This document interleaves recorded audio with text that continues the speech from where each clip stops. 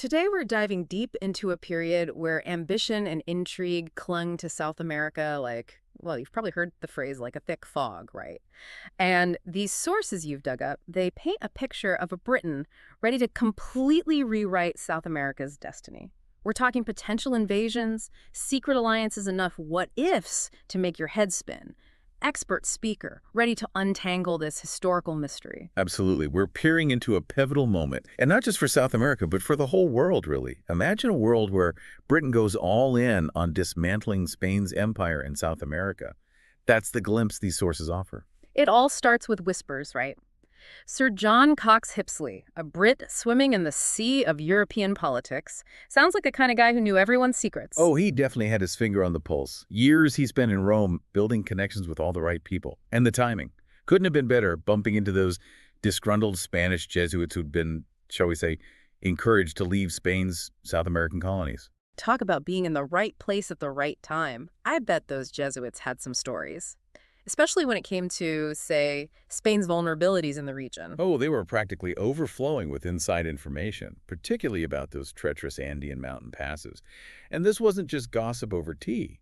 We're talking potential invasion routes, weaknesses Spain would have guarded with their lives. So Hipsley, with all this intel, decides to act. Precisely. He lays it all out in a memorial, a detailed proposal urging a bold British move into South America. And he gets this document into the right hands. Henry Dundas, the British Secretary of War, and crucially, Thomas Maitland. And Maitland wasn't some desk jockey, right? Not at all. Yeah. This was a Scottish military strategist known for his sharp mind. Dundas essentially tells him, take Hipsley's proposal and turn it into something workable. And Maitland, being Maitland, delivers. Okay, so paint us a picture. What's the plan? Where does Maitland propose Britain makes its move? His initial draft targets Buenos Aires and Montevideo, those key ports on South America's east coast. Even outlines the force he thinks is needed, around 10,000 men to secure those locations. Classic case of controlling the choke points, right? Cut off Spain's access, limit their influence. Exactly. But here's where Maitland's plan takes an interesting turn. He advises against forcing independence on the South American colonies. Instead, he suggests encouraging self-determination. Let them decide their own fate. Wow, that's incredibly forward-thinking for the time, especially coming from a military man. It almost feels like he's challenging the very core of traditional colonialism. It does, doesn't it? Suggests a deeper understanding of the situation. Just swapping one colonial power for another wouldn't guarantee stability. Maybe Maitland sensed that true power lay in letting these colonies forge their own path. So we see this blend of shark strategy and, dare I say, idealism in Maitland's approach. Absolutely. But keep in mind, this is just his first draft. Maitland, he was always adapting, always refining his thinking based on the latest information. Which is what good strategists do. So where does he go next with this plan? He shifts his focus. The initial plan targeted the East Coast, right? Well, his revised strategy sets its sights on the West Coast, specifically Peru. Ah, Peru. Land of the Inca, those legendary silver mines. The heart of Spain's wealth in South America. This feels like a major escalation. It is. Maitland recognizes that controlling Peru, that would be a real blow to Spain, could weaken their grip on the entire continent. Imagine, what if Britain actually managed to seize control of that region? The domino effect that could have had. It's a bold move, that's for sure. So how does he propose to actually pull this off? Wrestle control of Peru from Spain. He envisions a two-pronged attack. One force would strike from the Atlantic side, probably through the River Plate. Meanwhile, a second force would attack from the Pacific. And these forces would converge on Peru, essentially trapping the Spanish colonial forces. Yeah. He even gets into the nitty-gritty, outlining troop numbers, logistics, even suggesting possible alliances with indigenous groups. It's like he's thinking 10 steps ahead. It speaks to how seriously he's taking this plan.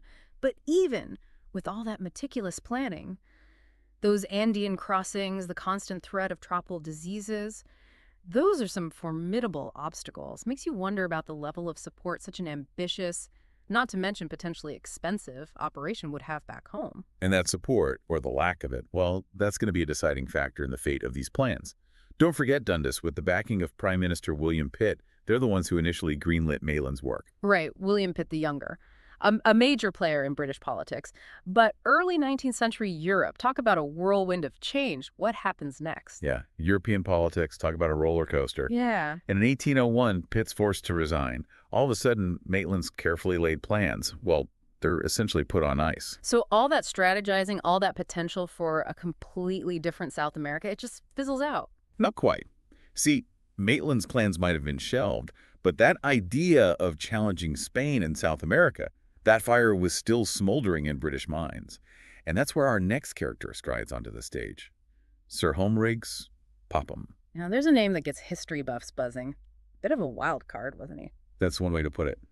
Popham, he had a real taste for bold action. Pushing the boundaries of his orders, that was his style, like when he was planning the expedition to capture the Cape of Good Hope from the Dutch. The Cape of Good Hope.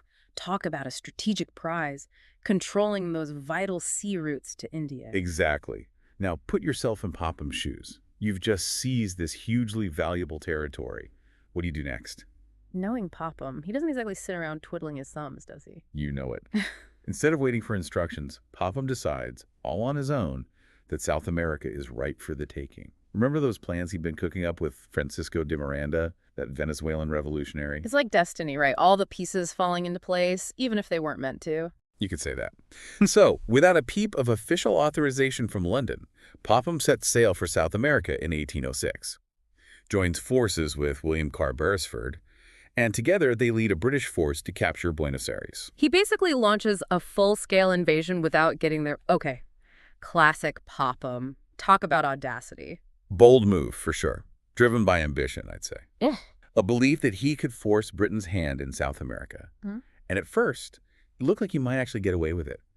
Buenos Aires falls to the British pretty swiftly. Popham, ever the optimist, he sends these glowing reports back to London, convinced he's going to be hailed as a hero. Oh, I bet he was in for a rude awakening. What was the reaction back in Britain? Let's just say it was mixed. Some were impressed by the sheer gussiness of it all, saw the potential of this unexpected prize. Others, well, let's just say launching an unsanctioned invasion tends to ruffle some feathers, especially in government circles. You think. So did that element of surprise, that initial victory, did it buy Popham any time? For a little while, it seemed like it might. The British public, they were initially hesitant about another war, another drain on resources. But then there's this promise of South American riches, of new trade opportunities that got their attention. And that public enthusiasm, it fueled Popham's ambitions. He starts to see himself as this conquering hero, a liberator of South America. I can practically hear the victory march playing in his head, but I have a feeling that didn't last too long. You'd be right. Those glowing reports Popham sent back to London turned out to be a tad premature. He might have taken Buenos Aires, but he'd seriously underestimated the local population's resolve. They weren't about to just roll over. Resistance to British rule starts bubbling up almost immediately. And Popham's forces, they weren't exactly overwhelming, were they? Not at all. And to make matters worse, those reinforcements he'd requested from the Cape. Delayed. By the time they finally arrived, it was too little too late. So the tide turned against Popham. Dramatically. A local militia, led by Santiago de Ligny, a French-born Spanish officer, they rise up against the British. And in a humiliating turn of events, Popham and Beresford are forced to surrender, withdraw from Buenos Aires, their dreams of South American conquest, in tatters. Talk about a fall from grace. It's a good reminder that even the best-laid plans, or maybe especially the unauthorized ones, can unravel pretty quickly. But it doesn't end there, does it? What about those ruffled feathers back in London? Ah, yes, that's where the real fallout begins. News of the British defeat in Buenos Aires hits London, and let's just say it doesn't go down well. Outrage, calls for someone to be held responsible, it's a whole thing. Those who had initially backed Popham, suddenly they're trying to distance themselves as quickly as possible. Amazing how quickly those political winds can change, isn't it? So what becomes of Popham? He can't just walk away from a disaster like that, can he? He can't. The government's facing intense criticism. They need a scapegoat. And Popham, well, he's the obvious choice. Acted without authorization, remember. He's court-martialed for exceeding his orders. Wow, a court-martial. That must have been quite a blow, especially after that initial triumph at the Cape of Good Hope. It was. However, to their credit, the court did acknowledge his past service and the fact that, strategically speaking, that initial conquest of Buenos Aires had its merits. In the end, he's censured for his actions, but avoids any serious punishment. So, a slap on the wrist for launching an unsanctioned invasion. Sounds like they understood the complexities of the situation. I think they did. And remember, that underlying ambition, that desire to break Spain's hold on South America, to open up those markets to British trade, that hadn't gone away. Popham's adventure might have been a bust, but the ambitions that fueled it, those were still very much alive. So even with Popham's blunder, the story of British involvement in South America, it wasn't over. If anything, you could argue that his actions, misguided as they were, they kept those ambitions simmering. It's definitely possible. The British, of course, they'd go on to play a major role in supporting South American independence movements in the years that followed. But as they say, that's a story for another deep dive. It is. But before we move on, let's take a moment to consider the bigger picture here. We've been talking grand strategies, geopolitical chess moves, but we can't forget the human cost of all this ambition. What can you tell us about how these plans, if you can even call Popham's a plan, how did they address or not address the moral implications of potentially conquering and colonizing vast swaths of South America? It's a question worth asking, for sure. It's easy for us, looking back from the 21st century, to judge these historical figures by our own moral compass. But to really get inside their heads, we have to try to see the world through their eyes. Consider me transported. So when we talk about colonialism and empire, what were the prevailing attitudes in Britain at the turn of the 19th century? It was a time of such contradictions. On the one hand, you have the abolitionist movement gaining steam, really challenging the morality of slavery. And by extension, that critique starts to chip away at the whole foundation of colonialism itself. So a growing awareness of the inherent injustices of empire. Absolutely. But here's the thing. At the same time, Britain was still completely enmeshed in the idea of empire. Colonial possessions meant wealth, influence, access to all those raw materials that were essential for a nation in the middle of an industrial revolution. It's like this clash of ideals, right? This budding sense of moral responsibility betting up against the cold, hard realities of empire and economic interests. Exactly. And you see this tension playing out in the very plans we've been discussing. Maitland's approach in particular, it's like he's trying to square that circle, wouldn't you say? I see what you mean. On the one hand, he's proposing this major military operation, a classic projection of British power. But then he also emphasizes the importance of self-determination for those South American colonies. He even suggests partnering with indigenous groups. It's like he's trying to rewrite the rules of the game. It's a fascinating paradox, isn't it? It reminds us that these historical figures, they weren't just one-dimensional villains with dreams of conquest.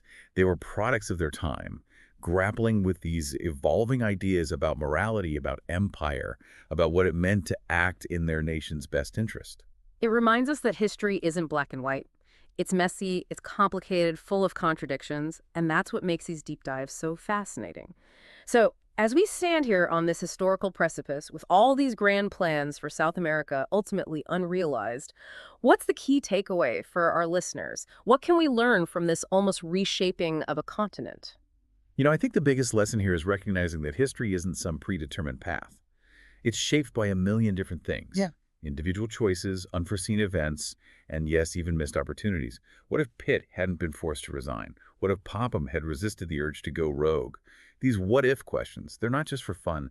They help us see how fragile these historical narratives can be, and they challenge us to think about all those hidden currents that shape the world we live in. The true historical cliffhanger. We'll leave you with this thought, dear listener. Imagine if those plans had actually worked. Would South America have broken free from Spain sooner? How would that have affected the balance of power, not just in the Americas, but globally? We'd love to hear your theories.